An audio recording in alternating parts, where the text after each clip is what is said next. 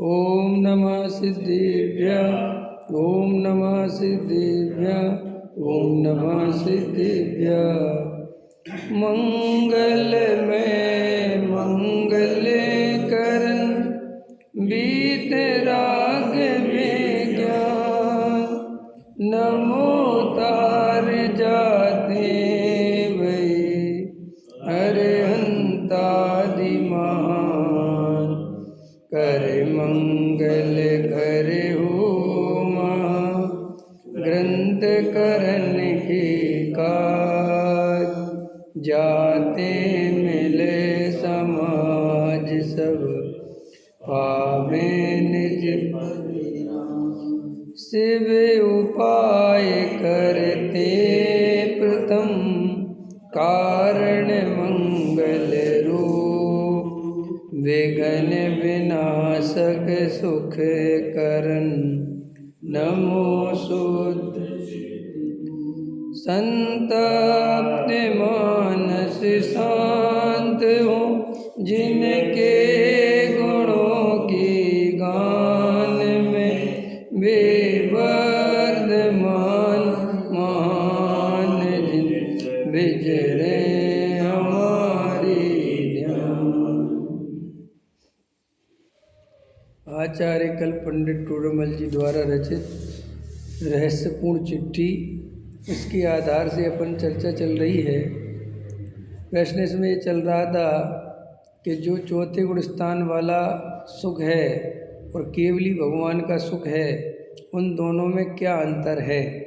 ठीक है। और परोक्ष और प्रत्यक्ष की भी चर्चा चल रही थी। साथ में ये भी चर्चा देखी थी अपन ने कि भेद ज्ञान का इतना महत्व जिनागम में क्यों है और भेद ज्ञान के बिना धर्म नहीं हो सकता। भेद ज्ञान की इतनी ज़्यादा उपयोगिता कि आचार्य अमृतचंद देव ये कहते हैं कि आज तक जितने सिद्ध हुए वो भेद ज्ञान से हुए हैं। तो ये भेद ज्ञान बहुत इम्पोर्टेंट चीज़ है। तो ये भेद ज्ञान है क्या कि वर्तमान पर्याय में राग, देश, शरीर, संयोग ये सब विद्यमान हैं और इनके विद्यमान होते हुए अपने को इनसे भिन्न ज्ञायक देखना, ये भेद ज्ञान है। शरीर और आत्मा के बीच में निमित्त नैमित्तिक संबंध बहुत घने हैं। ऐसा ही लगता है कि मैं भोजन करता हूँ, ऐसा ही लगता है कि जड़ की क्रिया मैं ही करता हूँ, बिल्कुल ऐसा ही दिखता है। मैं भोजन करूँ तो होगा, भोजन नहीं करूँ तो कैसे होगा, ख्याल में है ना। ऐसा दिखते हुए भी ये देखना कि मैं करता नहीं हूँ, इसका नाम भेद ज्ञान है। अब ये जीव करने में, बहुत सारे जीव धर्म के नाम पर क्रियाकांड करने में हर कोई तैयार। क्यों? क्रियाकांड है क्या? जैसा मानता है वैसा ही करना है, इसका नाम क्रियाकांड है। जैसी उसकी मान्यता है वैसे उसको बाहर में करना है, इसका नाम क्रियाकांड है। इसलिए क्रियाकांड सबको आसान लगता है। भोजन छोड़ना अथवा भोजन करना, पूजा करना अथवा पूजा छोड़ना, घर में रहना अथवा घर छोड़ना, शादी करना अथवा नहीं करना, ये सबको समझ में सीधी सीधी बात समझ में आती है। लेकिन शादी करके हुए ये मानना कि मेरी शादी हो ही नहीं सकती, मैं शादी का करता धरता हूँ ही नहीं, ये बात दुनिया की सबसे कठिन बात है। भाई हमसे एक बात करवा लो, हम भोजन छोड़ने को तैयार हैं, लेकिन भोजन करते हुए ये मानना कि मैं भोजन करने वाला नहीं हूँ, मैं जानने वाला हूँ, ये तो बहुत कठिन काम है भाई साहब। और ये अपन को बहुत कठिन लगता है। और मज़ेदार बात है, धर्म की प्रारंभ शुरुआत यहीं से होती है कि तुम इनसे भिन्न अपने को अकर्ता ज्ञायक स्वभावी मान सको तो तुम सम्यक दर्शन के पात्र हो सकते हो, आत्मानुभव हो सकता है। और अगर नहीं मान सकते, नहीं स्वीकार कर सकते, तो सम्यक दर्शन नहीं होता। तो अपन ने क्या किया कि अपन को जो अंदर से ग्रहण तो नहीं हुआ, समझ में आया कि नहीं आया, लेकिन अपन ने क्या किया फिर कि शास्त्रों से क्षयोपम ज्ञान में याद कर लिया कि समय सार में आचार्य कुंद देव ऐसा कहते हैं कि आत्मा भोजन नहीं करता। तो कौन भोजन नहीं करता? आत्मा भोजन लेकिन मैं कौन हूँ ये नहीं ध्यान दिया कि मैं वो आत्मा हूँ कि मैं विवेक कुमार हूँ। तो भाई ऐसे रट लिया, आत्मा भोजन नहीं करता, आत्मा ने आज तक परद्रव्य का त्याग ग्रहण नहीं किया है। ग्रहण करे तो त्याग करे, इस आत्मा ने आज तक परद्रव्य को नहीं छुआ। तो ऐसे शास्त्रों से आत्मा को लगा लेता है हर जगह, लेकिन वो आत्मा मैं ही हूँ। बोलो पैसा किसने कमाया? कौन कमाता है रात दिन पैसा? है मैं ही कमाता हूँ। रात दिन क्या मान्यता चल रही है? पैसा कौन कमाता है? मैं कमाता। भोजन कौन करता है? मैं करता हूँ। 60 साल का कौन हो गया? मैं हो गया। बोलो ठंड किसको लगती है? मुझको लगती है। ऐसा लगता है कि मुझे नहीं लगती ठंड, मैं तो आत्मा हूँ ना। ये प्राप्त पर्याय में तन्मय होने का लक्षण है। इसलिए ये बात, और लक्षण क्यों है, तन्मय क्यों है? क्योंकि इससे भिन्न कोई आत्मा दिखता ही नहीं, इससे भिन्न कोई आत्मा समझ में आता नहीं। और साफ साफ दिखता है कि देखो ठंड लग रही थी, इतने कपड़े पहन लिए, और अभी मुनिराज देखो इतनी ज़्यादा कपड़े नहीं पहनते। तो वो त्यागी हो गए और हम भोगी हो गए। तो आत्मा त्यागी और भोगी हो गया कि नहीं हो गया? इसलिए अब ये समझाना कि आत्मा त्याग और भोग से भिन्न है, ज्ञानानंद स्वभावी है, जानने देखने वाला ज्ञायक तत्व, ये बात अंदर से स्वीकार नहीं होती। इसलिए वेद ज्ञान की इतनी महिमा है। ये जो वेद ज्ञान की महिमा है ना, वो इसी आधार से है वेद ज्ञान की महिमा, कि अंदर से वास्तव में जब जीव को भगवान आत्मा की सच्ची श्रद्धा होती है, उसमें ये वेद ज्ञान के बल पर ही होती है। और हम वेद ज्ञान कितना ही करें, अंदर से कर नहीं पाते, क्योंकि हम शरीर आदि से भिन्न, राग आदि से भिन्न, क्रिया आदि से भिन्न देख ही नहीं पाते। साफ साफ दिखता है कि क्रिया करने वाला मैं हूँ। और देखो अंदर थोड़ा इसमें गहराई से विचार करो। आप जब क्रिया वाले में देखोगे तो आप ये भी देखोगे कि अंदर से अपन क्रिया से ही पुण्य पाप और धर्म मानते हैं। देख लेना आप, हम बिना क्रिया के पुण्य और पाप नहीं मानते। बोलो मानते हो? आपको अंदर से लगता है कि परिणामों से पुण्य और पाप हो रहा है? हाँ, देखो आपको दिन भर पाप के परिणाम चलती रहे, लेकिन आपको पाप की क्रिया नहीं हुई, तो आपको ऐसा बिल्कुल नहीं लगेगा कि मैंने पाप किया। आपको पुण्य के परिणाम चलते रहे, लेकिन आपने क्रिया नहीं करी। इसलिए लोग देखो भावों के दान को दान नहीं मानते। जैसे मैं ये कहूँ कि मुझे बहुत भाव है दान देने का, आप कुछ नहीं मानोगे, और वो खुद भी नहीं मानेगा। वो कहेगा ये तो धोखा देना है, दान वान दिया तो है नहीं, भाव करते रहो। तो वो दान दे दे, और चाहे भाव बिल्कुल नहीं हो देने के, तो भी अपने को दान दाता मानेगा। बोलो समझ में आया कि नहीं आया? हमने भोजन छोड़ दिया, हमने आज अष्टमी थी भोजन नहीं किया, और हम दिन भर भोजन के परिणाम चलते रहे, हमें बिल्कुल नहीं लगेगा हमने पाप किया। लेकिन हमने भोजन का एक टुकड़ा, एक जरा सा कोर हमारे अंदर चला गया तो हम भ्रष्ट हो गए, हम पापी हो गए, हमारा व्रत खंडित हो। बोलो ऐसा पक्का है ना? एक क्रिया की इतनी भयंकर पकड़ है। तो जब जन्मों जन्मों से हमने देह की क्रिया से ही सब कुछ माना, इसलिए जो लोग कहते हैं कि 24 घंटे बंद कैसे होता है जीव को, तो वास्तव में अगर क्रिया से बंद हो तो फिर 24 घंटे बंद नहीं होना चाहिए, क्योंकि 24 घंटे क्रिया तो होती नहीं। लेकिन आचार्य भगवंत सर्वज्ञ देव ने बताया कि मिथ्या दृष्टि जीव को 24 घंटे कर्म का बंद होता है। तो अपन 24 घंटे पाप करते हैं क्या? 24 घंटे कोई क्रिया करते, लेकिन 24 घंटे कर्म बंध रहा है, और सभी तरह के बंध रहे हैं। अभी अपन भोजन नहीं कर रहे हैं, तो भोजन करने का कर्म बंध रहा है कि नहीं कर रहा है? बोलो। आप कहोगे अभी तो नहीं, वो अंदर वासना में पड़ा हुआ है। और हो सकता है प्रवचन में भी परिणाम भोजन के चल रहे हो, नाश्ते के चल रहे हो कि आज क्या बनाओगी नाश्ते में। समझ में आया? लेकिन अपन बंद कैसे मानते हैं? जब तक वो नाश्ते रूप क्रिया ना होने लगे, वो परिणाम होते रहे। इसलिए अपन बहुत ठगे जाते हैं। अपन एक क्रिया के नाम पर सोचते हैं कि सब कुछ सही चल रहा है, और अंदर भयंकर पाप चलता है। एक आदमी ने ब्रह्मचर्य का व्रत ले लिया और घर छोड़ के चला गया, तो अब वो शादी नहीं करी इस बात से अपने को, चाहे वो दिन भर स्त्री के बारे में विचार करता हो, लेकिन उसको उससे पाप नहीं लगता। उसको पाप काहे से समझ में आता है कि मैंने शादी नहीं करी है ना, मैंने घर गृहस्थी नहीं बसाई, मैं तो धर्मात्मा हूँ। तो अपन ने सारा धर्म काहे से माना, केवल और केवल जड़ की क्रिया। इसलिए जो जड़ की क्रिया में धर्म नहीं है, जड़ की क्रिया से पुण्य पाप नहीं, ये बात हम कितने ही सुन लें वो अंदर हमारे स्वीकार नहीं होती।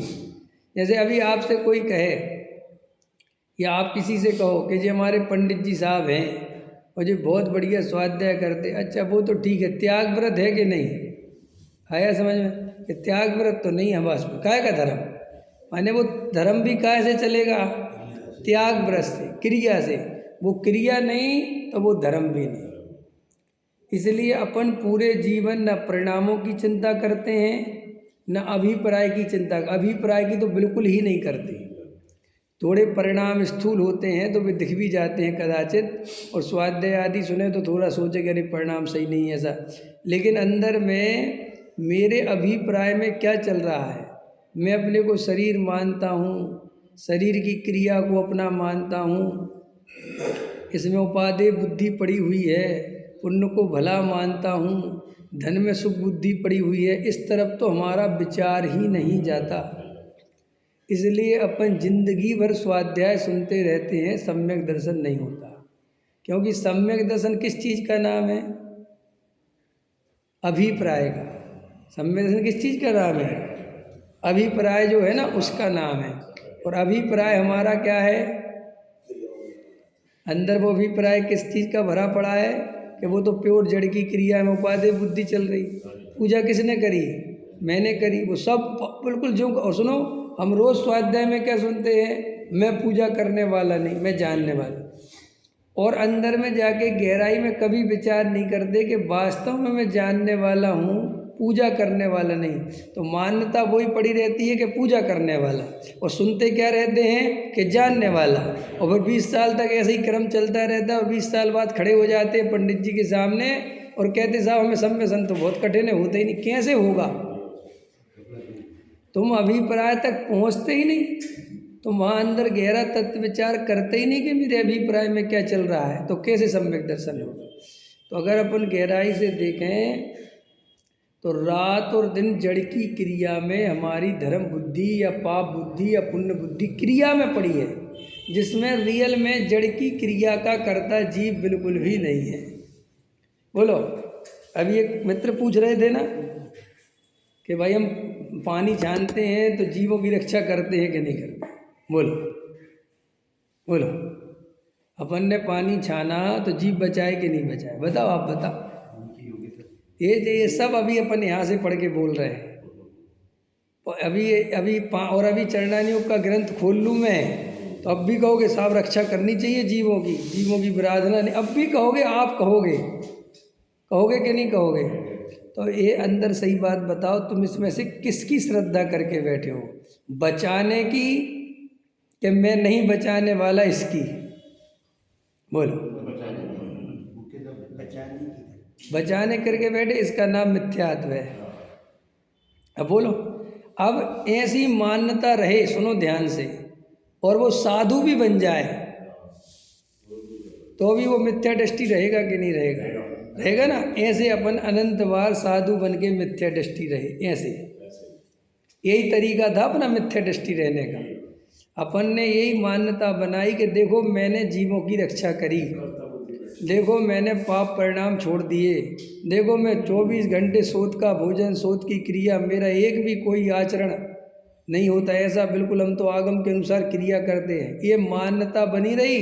मैं ज्ञानानंद स्वभावी जीव तत्व हूँ, जानने देखने वाला हूँ। मैंने आज तक राग की क्रिया भी मेरे में प्रवेश नहीं करती, राग भी मैंने नहीं किया, ये भी मेरे से भिन्न है, ऐसा स्वीकार नहीं कर पाए, इसलिए मिथ्या दृष्टि बनी रहे। और वर्तमान में इतना समय सार सुनने के बाद भी सोचो, जैन साहब सोचो, अरविंद जी सोचो, रमेश जी सोचो, कि जब अपन समय सार जैसे ग्रंथ को पढ़कर आचार्य कुंद जैसे महान आचार्य अपन को मिल गए, पूज्य गुरुदेव श्री जैसे समझाने वाले तत्वज्ञानी महापुरुषों का समागम अपने को मिल गया। सोचना, और एक द्रव्य दूसरे द्रव्य का कर्ता धरता नहीं है, ये बात रोज सुनने मिल गई। और राग जीव से भिन्न है, ज्ञान जीव का स्वभाव है, रागादि विभाव है, राग का कर्ता धरता जीव नहीं है। मैं तो केवल जानने देखने वाला गायक तत्व हूँ, परिपूर्ण गायक हूँ परमात्मा छूँ, ऐसी बात सुनने मिल गई। उसके बाद भी विचार करो, उसके बाद भी विचार करो कि कर्तृत्व बुद्धि नहीं टूटती, क्रिया करने वाला मैं हूँ, ये मान्यता बनी रहती है। जड़ की क्रिया मैं नहीं कर सकता, ये मान्यता नहीं आती। इतना सुनने के बाद, सुनना ध्यान से, रोज ये बातें सुनने के बाद, सुबह शाम यही बात सुनने के बाद हमारी मान्यता नहीं बदल पा रही। और अगर हम ये सुनने के बाद अपनी हालत है और हम ऐसा सुनना और चालू कर दें कि क्रिया तो करनी ही चाहिए, क्रिया के बिना धर्म नहीं होगा, ऐसे प्रवचन और सुनते तो क्या होता। जब इतना सुनने के बाद हम नहीं बदल पा रहे, तो जो जीव बेचारे ऐसे ही प्रवचन सुन रहे हैं, ऐसे ही वक्ताओं को सुन रहे हैं जो जड़ की क्रिया का कर्ता जीव को बता रहे हैं, जो व्रत उपवास की महिमा गा रहे हैं, जो पुण्य पाप में भेद समझा रहे हैं, पाप को बुरा और पुण्य को भला बता रहे हैं, और पुण्य के, दान के, दया के, भक्ति के गीत गा रहे हैं। वो दया दान भक्ति भी परिणाम में नहीं, क्रिया में गीत गा रहे हैं कि तुम तो क्रिया होगी तो होगा। बताओ, ऐसी मान्यता वालों के कितने चांस है मान्यता बदलने के, सम्यक दर्शन होने के। सोचो, विचार करो।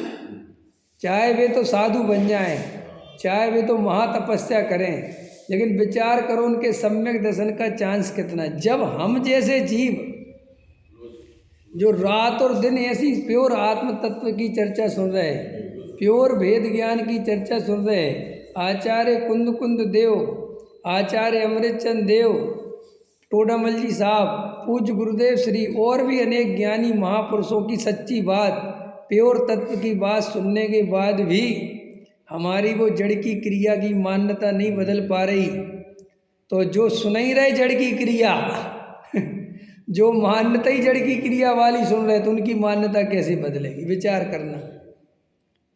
ये देखो, बहुत गहरी बात समझो। ये साधु बनना, त्यागी वृत्ति बनना, ब्रह्मचारी बनना, सर्दी गर्मी वर्षा सहना, ये कोई बहुत कठिन असंभव बात नहीं है। ये सब बातें हमने अनंत बार सुनी कि करो, और अनंत बार करी। करी माने उनकी मान्यता पूर्वक मैं करता हूँ, उसमें लगी रही। लेकिन मैं जानने देखने वाला गायक तत्व हूँ, मैं त्रिकाली ध्रुव शुद्ध चैतन्य तत्व हूँ, मैं जड़ की क्रिया कभी कर ही नहीं सकता, रागादि से भिन्न हूँ। ऐसी मान्यता, ऐसा अनुभव और ऐसी बात ना तो हमने कभी जन्मों जन्मों में सुनी। देखो, इस समय सार में गाथा है ना, चौथे नंबर की, शुद्ध परिचिदाणु भूदा सब्बस भी काम भोग बंद कथा। समझो उसमें क्या कहा आचार्य ने, किस जीव ने अनादि काल से काम भोग बंधन की कथा सुनी, उसका तो उसमें काम भोग बंधन कथा में तुम खाली पंचेंद्री के विषय भोग मत लेना, उसमें खाली तुम्हें संसार के विषय कसाय मत लेना, उसमें ये भी लेना कि अनंत बार हमने साधु बनने वाला प्रवचन सुना कि साधु बनो, त्यागी वृत्ति बनो, तुम तो सब त्याग कर दो, और अपने को त्यागी माना, अनंत बार किया। लेकिन एकत वक्त भगवान आत्मा की बात हमने रियल में कभी नहीं सुनी। वो दुर्लभ है, और इतनी दुर्लभ है कि एक तो जन्मों जन्म निकल गए, कोई सुनाने वाला नहीं मिलता। धर्म के जो अपन कहते ना, अपन अनंत बार समागम मिला, तो उस समागम में भी अपन ने पता क्या ग्रहण किया, क्रिया। समागम में अपन ने क्या ग्रहण किया, केवल और केवल क्रिया ग्रहण करी, और कुछ नहीं करा। अंदर से देखो, अपन केवल और केवल क्रिया, वो ही मान्यता, वो ही भरी पड़ी अंदर। तो कितने जन्मों से एकत वक्त भगवान आत्मा की बात ना सुनी, ना उसका परिचय किया, ना उसका अनुभव किया। अब आगे चलो। इस जन्म में महाभाग्य से पूज्य गुरुदेव श्री के प्रताप से ये तत्व ज्ञान हमारे हाथ में आ गया, ये भगवान आत्मा की बात हमें सुनने समझने मिल गई, लेकिन अभी भी क्या गलती हो रही है कि वो जन्मों जन्मों से जो जड़ की क्रिया में धर्म बुद्धि थी वो अभी भी नहीं निकल रही। निकल रही क्या? देखो अपन ने, समझ में आ रहा है रविंद्र जी क्या कह रहा हूँ? अभी भी गहराई से देखोगे तो क्रिया पाप में ही लगता है। हमें परिणामों का पाप नहीं लगता। बोलो लगता है क्या है? एक भी पाप बताओ जो आपको परिणामों से लगता है, जब तक वो क्रिया ना हो जाए।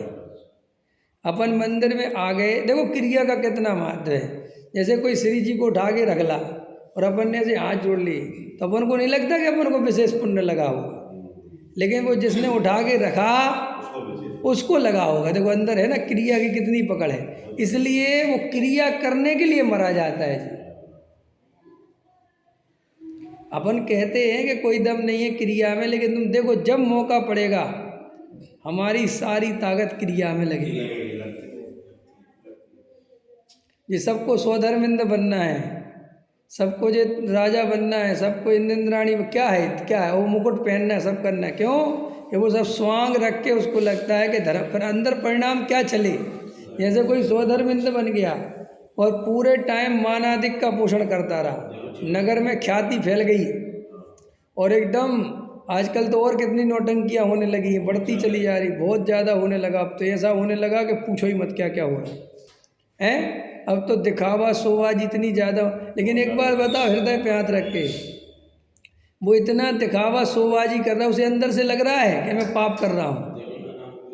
उसने 1 करोड़ रुपया दान दे दिया और वो इंद्र बन गया, उसे लगता है दुनिया का सबसे ज़्यादा पुण्यशाली और पुण्य करने वाला मैं हूँ। देखो अंदर वो, और उसे देखो उसके करने में उसने जो जिंदगी भर पाप किया, बहुआरम परिग्रह का भाव सब भूल जाता है। देखा अपन ने, अपन के अंदर देखो तो स्थिति क्या है। ये दिन भर अपनी फैक्ट्री चल रही और दिन भर हिंसा हो रही, ये हिंसा नहीं लगती अपन को? समझ में आया कि नहीं आया? हाँ, ये तो ये इसका तो मिल गया अपन को कि ये तो कर सकते हो, सर्टिफिकेट, इसलिए कोई विकल्प भी नहीं आता। रात दिन लगो और जे चला, और जे फैक्ट्री चला काहे के लिए रहे? फिर वहाँ लाख करोड़ रुपए दान देता है तो वो फैक्ट्री चल काहे के लिए रही है? उसी के लिए तो चला रहे हो। वो वहाँ जाके फिर माना अधिक का बोल, तो अब ऐसा करके जीव स्वर्ग में कैसे पहुँचेगा बताओ? अब ऐसा जीव नरक में नहीं जाएगा तो कहाँ जाएगा? तुम भले ही अपनी मान्यता बनाते रहो कि नहीं नहीं नहीं नहीं नहीं, अरे भाई साहब कैसी बातें करते हो? जब तुम्हारे अंदर केवल और केवल कसाय और का पोषण करने की मान्यता भरी पड़ी है, तुम वहाँ मानाधिक का पोषण करते हो और यहाँ हिंसा से पैसा कमाते हो, और दान किसी भले के लिए नहीं देते, काहे के लिए देते हो? केवल मानाधिक के लिए। तो इसका फल नरक निगोद आएगा कि नहीं आएगा? कल मैं गुरुदेव श्री का सभा प्रवचन सुन रहा था, तो गुरुदेव श्री ले रहे थे, सेठ भ्रम में मत रहना, निगोद में पड़ा रहेगा, ऐसा ले रहे थे कल। समझ में आया? इस रात दिन ये विषय कसाय में लगा रहेगा, आत्म तत्व को नहीं जानेगा तो नरक निगोद। और उसमें दे ले रहे थे कि जो अरबपति हैं, ऐसा ले रहे थे गुरुदेव, जो अरबपति हैं और हिंसादिक कार्यों में, पापादिक कार्यों में ही लगे रहते हैं, उनको तो नरक निगोद में ही जाना है सीधा। और जो थोड़े से अरबपति तो हैं लेकिन अपने पैसे का सदुपयोग करते हैं, सो भले ही स्वर्ग आदि में चले जाए, बाद में नरक निगोद जाना है। देखो बोलो, और सही बात पूछो, सदुपयोग भी केवल मानादिक के पोषण के लिए तो होता है। अगर किसी सेठिया का नाम मत लो पत्रिका में, उसे ऊंचे सिंहासन पे मत बैठाओ, तो 1 रुपया उसकी जेब से निकाल के बताओ, तो इसका मतलब है कि उसने धर्म के लिए दिया कि मान के लिए दिया? अब इसका फल स्वर्ग आना चाहिए आपके हिसाब से। चलो और देखो, अगर परिणामों का फल ही स्वर्ग नरक है, तो आज तो अपने दिन भर जो अंदर परिणाम चलते उनको लिखो, ठीक है? तुमसे कह रहा हूँ जो अपन इतना स्वाध्याय सुनते हैं, अगर परिणामों से ही स्वर्ग नरक है तो अपने परिणाम लिखो अंदर, और कॉपी पेन पे लिखो दिन भर क्या परिणाम चले, रात को 10 बजे पता चल जाएगा स्वर्ग जाना है कि नरक। और सुनो, अगर परिणामों के अंदर जो अभिप्राय है, अगर स्वर्ग नरक उससे होता है, समझो, तो अभिप्राय में जाके लिखो कि अभिप्राय क्या है, फिर पता चलेगा कि नरक के अलावा कोई टिकट नहीं दिख रही, क्योंकि अभिप्राय में तो और महामिथ्यात्व है। नहीं समझे? जैसे परिणाम में तो 100 गज का घर चाहिए, 200 गज का घर चाहिए, काय में? परिणाम में। और परिणाम भी रोज नहीं आता, कभी कभी आता है। लेकिन हजारों गज की कोठियों में सुख है, ये मान्यता 24 घंटे। आया समझ में? परिणाम और अभिप्राय का अंतर समझ में आया? पैसा कमाने का भाव कभी कभी, पैसा जोड़ने का भाव कभी, लेकिन पैसे में सुख बुद्धि 24 घंटे। भोजन दिन में कितने बार करते हो रमेश जी? हैं, कितने बार करते हो? एक आध बार करते हो कि नहीं? एक बार करते हो। और भोजन और रसगुल्ला कितने खाते हो रोज? कहाँ खाते, कभी कभी मिल जाते शादी वगैरह, है नहीं, रोज कौन दे रहा। लेकिन रसगुल्ले में सुख बुद्धि, आज समझ में आया? पकड़ में आया? अभी अपन को यही नहीं समझ में आता कि असली फल तो उसका है, ये मिथ्यात्व क्या है। मैंने अभी परसों समझाया था ना आपको, अनंतानुबंधी कसाय। अनंतानुबंधी कसाय किसी परिणाम का नाम नहीं है। अनंतानुबंधी कसाय मिथ्यात्व के साथ पाई जाने वाली कसाय है। और मिथ्यात्व माने उस कसाय में उपादेय बुद्धि, सुख बुद्धि। उपादेय बुद्धि का सीधा अर्थ लो, सुख बुद्धि। जैसे तुम्हें रसगुल्ला खाने का परिणाम है और साथ में रसगुल्ले में सुख है, ये मान्यता पूर्वक जो परिणाम है उसका नाम अनंतानुबंधी। सम्यक दृष्टि के रसगुल्ला खाने का परिणाम तो पूरा है, लेकिन रसगुल्ले में सुख बुद्धि नहीं है। अब ये तुम्हें समझ में नहीं आती। अपन को समझ में क्यों नहीं आती? कि भाई बिना सुख बुद्धि के रसगुल्ला खाए कैसे? देखो सरल उत्तर दे देता हूँ। किराए के मकान में सुख बुद्धि है? किराए के मकान में किसी की सुख बुद्धि होती है क्या? अपनापन होता है क्या? प्रश्न है। जब अपनापन नहीं है, सुख बुद्धि नहीं है, तो किराए के मकान में रहता क्यों है? बस वहां तुम्हें मजबूरी समझ में आती, यहाँ नहीं आती। आया तो उदाहरण में तो समझ में आती है।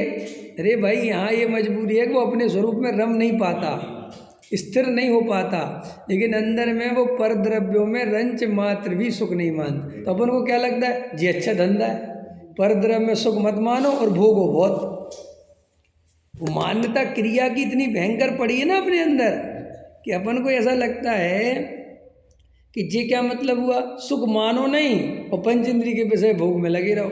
क्योंकि अपन को ऐसा लगता है कि सुख माने बिना उसमें लगेंगे कैसे, क्योंकि अपन जन्मों जन्मों से इसी अभ्यास से अभ्यस्त हैं कि जहाँ सुख मानते हैं वहाँ लगते हैं। तो अपन को ऐसा लगता है कि ऐसा होता होगा, लेकिन वास्तव में वस्तु के स्वरूप में ज्ञानियों को पर द्रव्य में अणु मात्र में जरा सी भी सुख बुद्धि नहीं है और ईमानदारी से अपने स्वरूप में नहीं रम पाते हैं। इसलिए पंच इंद्रिय के विषय भोग रूप प्रवृत्तियाँ उनकी दिखाई देती हैं, लेकिन अंतरंग में ना भी उसके कर्ता अपने को मानते हैं, ना उसमें उपादेय बुद्धि होती, ना कुछ होता है। यही वस्तु का स्वरूप है। और जो जड़ की क्रिया में धर्म बुद्धि आसानी से छूटती। बोलो अंदर देखो अपने अपने, जरा सा आप शुद्ध भोजन कराओ, ऐसा लगता है मैंने बहुत धर्म करा है। जरा शुद्ध भोजन की व्यवस्था देखो तो ऐसा लगता है मैंने कितना बड़ा काम लो। बोल लगता कि नहीं लगता है? जरा सा मंदिर के पूजा पाठ संभाल लो, जरा सी सामग्री धो के व्यवस्था कर दो, तो 4 आदमी से कहते फिरेंगे हम भाई साहब पूरी व्यवस्था मंदिर की हम देखते हैं। और हम पूरा जब सूरज निकल जाए तब तक हमारा पानी गर्म नहीं हो सकता, हम एक क्रिया शुद्ध नहीं होने देते। देखो उसको पता नहीं, अगर ऐसे ही मान्यता बोलता है वो कोई बात नहीं, लेकिन अगर अंदर ऐसे ही मान्यता है तो मिथ्यात्व है। और मैं गारंटी दे रहा हूँ ऐसी ही मान्यता है। क्यों? क्योंकि जिसके ऐसी मान्यता होती है उसी को ऐसा जोर आता है, उसी को ऐसी महिमा आती है। जो वास्तव में ज्ञानी धर्मात्मा हो उससे तो कोई ऐसा कहे कि आप कितनी बढ़िया व्यवस्था देखते हो, तो कह रहे मैं कहाँ देखता भैया, तो होती है अपने आप, उसको जरा सा भी उसका बल नहीं आएगा। बोलो बल कब आता है? जब अपन की मान्यता कर्तृत्व पूर्वक हो। और बिना बल के जैसे देखो होता है, व्यवस्था तो बनाई किसी और ने। देखो अभी आपको बताता हूँ तो आपको पता चल जाएगा बल क्या होता है। व्यवस्था तो बनाई किसी और ने, 6 बजे आया कोई और आप तो आए 6:45 बजे, लेकिन कोई नया आदमी आया, उसे तो पता नहीं था, और वो आपसे कहने लगा कि भाई साहब आप बहुत अच्छी व्यवस्था देखते हो, आपका बहुत बढ़िया, क्योंकि उसे नहीं पता था। तो देखो आपके अंदर से बल नहीं आता, क्योंकि आपको पता है मैंने कुछ किया ही नहीं, मैं तो 6:45 आया।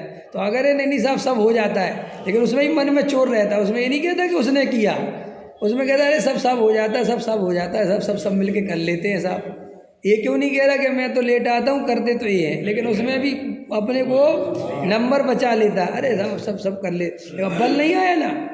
लेकिन वो जो 5:45 आया, उससे ये कहो कि भाई साहब, अरे भाई साहब मैं सबसे पहले आता हूँ, यहाँ चिड़िया भी दिखाई नहीं देती, ये जितने दिख रहे हैं आपको, ये सब अभी आए हैं।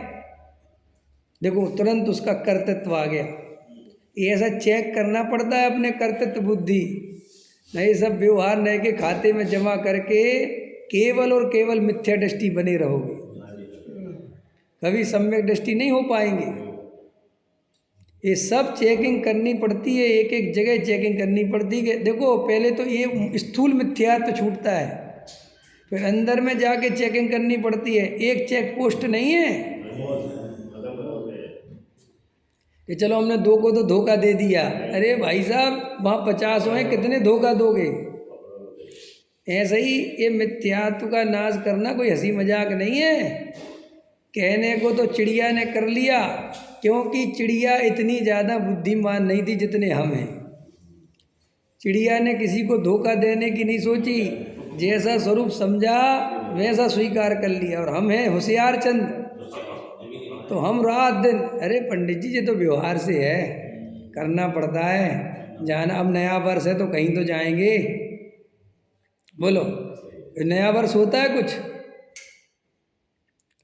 सूरज चांद तारे बदल गए, रात दिन बदल गए, पेड़ पौधे बदल गए, अरे तुम बदल गए, तुम्हारे मायाचार कम हो गए, झूठ भरे पैसा कमाने में सुख बुद्धि, संयोगों में सुख बुद्धि टूट गई, तो काय का नया साल, किस बात का नया साल। और दूसरी बात, तुम 366 दिन, हर दिन नया होता है कि नहीं होता? अरे हर दिन नया है कि नहीं भाई? आज 2 तारीख है, तो आज ये 2 तारीख जिंदगी में दोबारा कभी आएगी?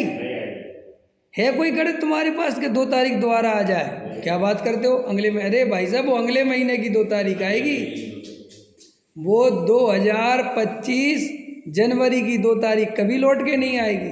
तो हर दिन नया है कि नहीं? तो तुम जब 364 दिन नया दिन नहीं देख पाते, तो 365वें दिन कैसे नया दिन देख लोगे? आया समझ में कि नहीं? तुम जब नया देखने की आदत होती तो रोज नए आनंद से भरते, वाह आज की सुबह नई है, कल की सुबह फिर नई होगी। लेकिन तुम 365 दिन की सुबह में सोते रहे और वो तो देख नहीं पाए, और बस 2025 1 साल पुराना दिन देख पाए तुम। 1 साल निकल गया पूरा, तब तुम्हें लगा आज कुछ नया है, नहीं समझ में? और फिर भागते हो, भागे तो कहाँ भागे, इधर उधर भागे कि नहीं, आत्मा की तरफ तो नहीं भागते। और देखो अपन पर से कितने प्रभावित होते हैं, अपन को वैसे दुख नहीं लगता, आराम से घर में बैठे रहते हैं, लेकिन अपन ने 4 फोन लगाए और चारों ने काम तो घूमने गए, तो इसको बहुत तकलीफ होने लगती कि मैं ही बेवकूफ़ हूँ। है 1 मिनट में पर से प्रभावित होते हैं। सोचो अभी अपन मुनिराज बनने की सोच रहे हैं, अपने को कितनी साधना करनी पड़ेगी। देखो मुनिराज ऐसे शांति से बैठे हैं, सारा जगत कमाने में, धमाने में, जोड़ने में और व्यवस्था बनाने में लगा हुआ है, और वहीं मुनिराज नगर आदि में भोजन लेने आते हैं, आहार आदि लेने आते हैं, और सारी नगर की व्यवस्था उनके ज्ञान में झलकती कि नहीं झलकती? सेठ का वैभव उनके ज्ञान में झलकता होगा कि नहीं झलकता होगा? हैं, आहार लेते हैं मुनिराज, और आहार लेके वापस जंगल की तरफ चले आते हैं। उन्हें ऐसा नहीं लगता कि यार कहीं ऐसा तो नहीं है मैं ये गलत रास्ते पे हुई, तो देखो कितने मज़े ले रहे हैं, कितने बढ़िया ताम। 1% प्रभावित हो जाए तो उनका भाव लेंगे वहीं खंडित हो जाए कि नहीं? और अपन अपना भावलिंग 24 घंटे खंडित करके रखे हैं कि नहीं? किससे प्रभावित नहीं होते अपन, बोलो? हैं, केजरीवाल के तो मजे आ गए भाई साहब। जब ये नया नया मुख्यमंत्री बना था, क्या लगता था? इसके तो मजे आ गए भाई साहब, कहाँ से उठ के आया और सीधा सीएम बन गया। ये अंदर क्या है कि काश हम बन जाते ऐसे। आया समझ में? कैसे अंदर 24 घंटे चलता कि नहीं चलता? तो आचार्य कहते मिथ्यात्व सबसे बड़ा पाप है, और मिथ्यात्व के कारण ही अनंत संसार का बंध हो सकता है। इस शास्त्रों की बात नहीं है, इसकी गहराई में जाके अपन विचार करेंगे तो बिल्कुल समझ में आता है कि सबसे बड़ा पाप मिथ्यात्व भी होना चाहिए। क्योंकि हमारे सारे पापों का जनक जो उल्टी मान्यता तो है। अरे बहुआरम परिग्रह के पीछे कोई दौड़ रहा है तो मिथ्यात्व है, तभी तो दौड़ता है। मायाचार, छल, कपट, धोखा, फरेब, कैसे भी करके पैसा कमाना है, तो वो सब मिथ्यात्व के कारण ही तो हो रहा है। और मिथ्यात्व का पाप 24 घंटे का पाप होता है, क्योंकि श्रद्धा 24 घंटे विपरीत रहती है, तो 24 घंटे पाप का बंध। देखो एक रहस्य समझो, जब सारा पाप मिथ्यात्व का है तो सारा पुण्य भी सम्यक्त का होना चाहिए। बोलो, नहीं समझ में आया? जब सारा पाप काय का है? मिथ्यात्व का है ना, तो सारा पुण्य और सारा धर्म भी काय का होना चाहिए? सम्यक। क्यों? कि मिथ्यात्व पलटा और जीव सम्यक दृष्टि हुआ, तो उस सम्यक दृष्टि होते ही अनंत पाप से छुट्टी हो गई कि नहीं हो गई? क्योंकि मान्यता जो विपरीत थी वो टूट गई, तो अनंत अनंत अनंत अनंत अनंतानुबंधी और मिथ्यात्व जाने से उसे प्रति समय अनंत पाप छूटा के नहीं। लोग कहते सम्यक दर्शन क्या होता है? इतनी बड़ी चीज़ है सम्यक दर्शन। 24 घंटे का पाप छोड़ना हो तो सम्यक दर्शन लेना, और छुटमुट भैया वाले पाप छोड़ना हो तो परिणाम और क्रिया में लगी रहना। नहीं समझ में आया? जैसे हाथी के पैर के अंदर सब पैर समा जाते हैं, ऐसे ही मिथ्यात्व के अंदर सारे पाप समा जाते हैं। अगर मिथ्यात्व है तो कोई काम कुछ नहीं बचा सकता तुम्हें, और सम्यक दर्शन है। और इसका उदाहरण दूँ शास्त्रों से। सम्यक दृष्टि कभी भी नरक नहीं जाता, सम्यक दृष्टि कभी भी कुगति में नहीं जाता, और जो भी गए हैं वे पहले बंद कर लिया जिनने मिथ्या दर्शन में, सो बे गए, और बे भी वहाँ नहीं गए जहाँ जाना था। सम्यक दर्शन का प्रभाव तो देखो तुम, कहाँ राजा शरण्य को 7वें नरक का बंद हुआ था। आप कल्पना नहीं कर सकते 7वें नरक की। 7वें नरक की आयु कितनी है पता है तुम्हें? कितनी है? 33 सागर। और 33 सागर में एक सागर का हिसाब किताब तो लगा के बताओ, हैं? पूरी जिंदगी निकल जाएगी, तुम एक सागर का हिसाब किताब नहीं बता सकते। अच्छा बताओ, एक सागर में कितने करोड़ों वर्ष समा जाएंगे? अरे वो तो एक करोड़ों का करोड़ों में गुणा करो तो एक पल, फिर करोड़ों पल्लों का करोड़ों पल्लों में गुणा करो तो आधा पल, फिर करोड़ों करोड़ों आधा पल्लों का गुणा करो, फिर एक और कुछ बनता है, फिर वो सागर। समझ में आया? अब एक सागर की इतनी आयु, और 7वें नरक की कितनी? 33 सागर। और सम्यक दृष्टि होते ही राजा सैनिक को वो सारी आयु घट के कितनी बची? केवल 84,000 वर्ष। अब बोलो, कोई है ऐसा पुण्य जो जीव को 7वें नरक से पहले नरक में ले आए? है कोई दम किसी पुण्य में? लाओ, कौन सा पुण्य करना चाहते हो तुम? केवल और केवल आत्मानुभव, केवल सच्चे तत्व की श्रद्धा, केवल सम्यक दर्शन में वो ताकत है कि 7वें नरक से पहले नरक में ले आए, और 33 सागर को 84,000 में कन्वर्ट करवा दे। एक सारी ताकत काय में है? केवल सम्यक दर्शन में है, जिसकी हमें वैल्यू नहीं है। और सम्यक दर्शन क्या है? सम्यक दर्शन क्या है? जैसा वस्तु का स्वरूप है वैसी श्रद्धा, त्रिकाली ध्रुव ज्ञायक भगवान आत्मा कर्ता ज्ञायक त्रिकाली ध्रुव की सच्ची श्रद्धा, ये सम्यक दर्शन। ये हमें कठिन लगती है और पहाड़ चढ़ना सरल लगता है। क्यों? कल इतनी ठंड में गए थे कि नहीं हैं? और रोज अपन आ जाते करते हैं, ठंडा आते रहते हैं करते हैं, ये सब अपन को सरल लगता है। लेकिन मैं अकर्ता ज्ञायक हूँ, मैं किसी का कर्ता धरता नहीं हूँ, ये श्रद्धान करना कठिन लगता है।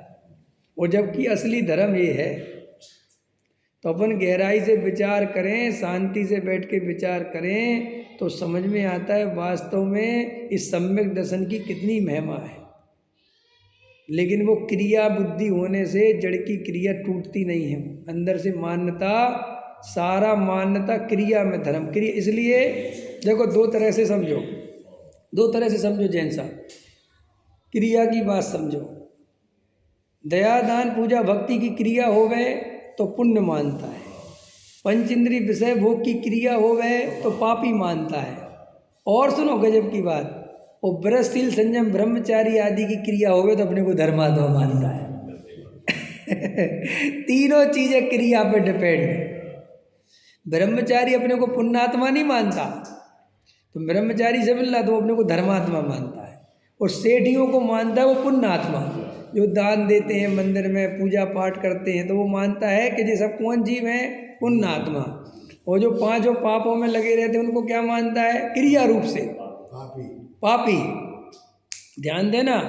और अपने को ब्रह्मचारी ले लिया, शादी वगैरह नहीं करी, सफेद चद्दर ओढ़ ली, बार घुटा लिए, तो अपने को पुण्यात्मा नहीं मानता, अपने को मानता है धर्मात्मा। और मजेदार देखो, तीनों मिथ्या दृष्टि है, तीनों के अंदर एक सा मिथ्यात्व, और कदाचित परिणाम भी अधिकतर एक जैसे, केवल क्रिया में अंतर है। ऐसा भी कैसे समझ में नहीं आया? क्या देखो, जो पाप में लगा है उसकी भी पैसे में सुख बुद्धि, संजोगों में सुख बुद्धि, और जो पुण्य में लगा है उसकी भी पैसे में और संजोगों में सुख बुद्धि। केवल पाप के भय से क्रिया बदल ली उसने, और पैसा आ गया तो दान दे देता है थोड़ा। और जो ये ब्रह्मचारी त्यागी वृत्ति बन गया, इसकी भी संजोगों में ही सुख बुद्धि, क्रिया में सुख बुद्धि, धर्म बुद्धि। तो मिथ्यात्व एक जैसा हुआ कि नहीं? बोलो। और परिणामों में भी ज़्यादा अंतर नहीं है, 19-20 का ही अंतर है। अंदर परिणाम भी वैसे ही के वैसे, बस त्याग व्रत ले लिया, अंदर तो वही सब चल रहा है। देखो, जिस ब्रह्मचारी त्यागी वृत्ति संत साधु को अगर सेठियों की महिमा आती है तो अंदर वो खुद सेठिया है कि नहीं? क्या बोला मैंने?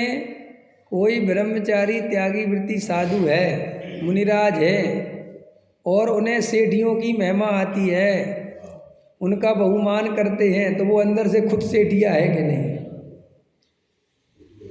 समझ में आएगी? अंदर पकड़ में आएगी नहीं? तो अंदर में गहराई से जब विचार करेंगे तो हमारी क्रिया से अभी बुद्धि ऊपर उठी नहीं, अभी हम जड़ की क्रिया का मोह छोड़ ही नहीं पाए।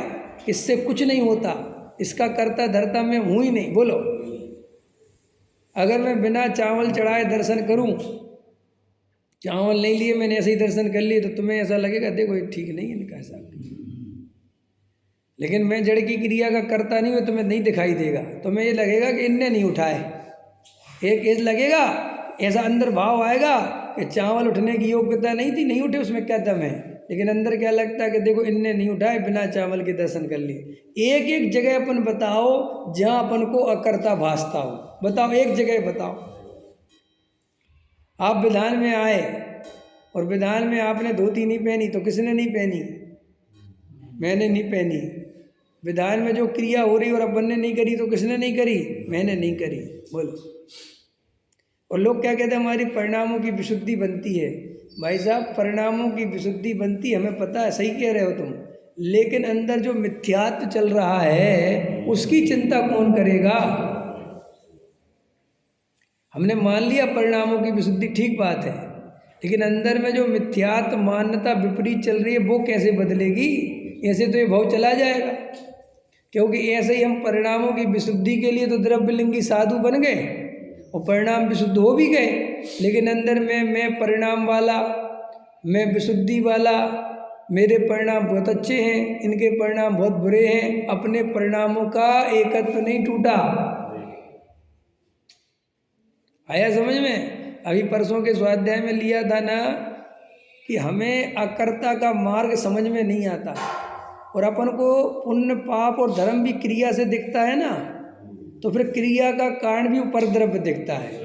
तो अपन को क्या लगता है कि जो पाप की क्रिया हुई तो जो घर में रहता हूँ इसलिए हुई, तो अगर घर त्याग कर दूंगा, आश्रम में चला जाऊंगा तो पापों से बच जाऊंगा। तो ये जो बाहर के त्याग का रास्ता खुलता है ना, वो निमित्त की दृष्टि होने से बाहर का रास्ता खुलता है, और वो खुलता नहीं है, उसमें जीव को धर्म दिखता भी है, और जीव को करने वाले को तो दिखता ही है, और जो दूर से देखने वाला है उसे भी दिखता है। बोलो दिखता है कि नहीं दिखता? अपन को कोई व्यक्ति शांत होकर आत्म ध्यान में मग्न है, वो कम धर्मात्मा दिखता है, और एक आदमी ने 3 दिन से भोजन नहीं करा, ये बात अगर अपन सुन लें तो वो अपन को ज़्यादा धर्मात्मा दिखता है। बोलो ये सच्चाई है कि नहीं? तो अभी तो अपन आत्म ध्यान को भी धर्म नहीं मानते, इतने खतरनाक लोग हैं। अगर कोई व्यक्ति कहे कि जो 2 घंटे धर्म ध्यान करते हैं वो तो ठीक है, वैसे नियम वगैरह के नियम कुछ भी नहीं है। बोलो, और एक आदमी दिन भर धर्मशाला बनवाने में लगा रहता है, दिन भर पाखंड करने में लगा रहता है, लेकिन भोजन एक ही टाइम खाता है, पानी गर्म पीता है, बस वो धर्मात्मा हो जाता है। ये अपनी इतनी स्थूल भूल है समय सार सुनने के बाद। मैं मुमुक्षुओं को कह रहा हूँ, मैं इतना समय सार सुनने के बाद भी अपनी इतनी स्थूल भूल चल रही है, विचार करो। तो अपन सबको अगर ये जड़ की क्रिया में धर्म बुद्धि है, पाप पुण्य क्रिया से मानते हैं, तो अपन को कभी आत्मानुभव नहीं हो सकता। ये गहराई से विचार करना। सहजानंद जी।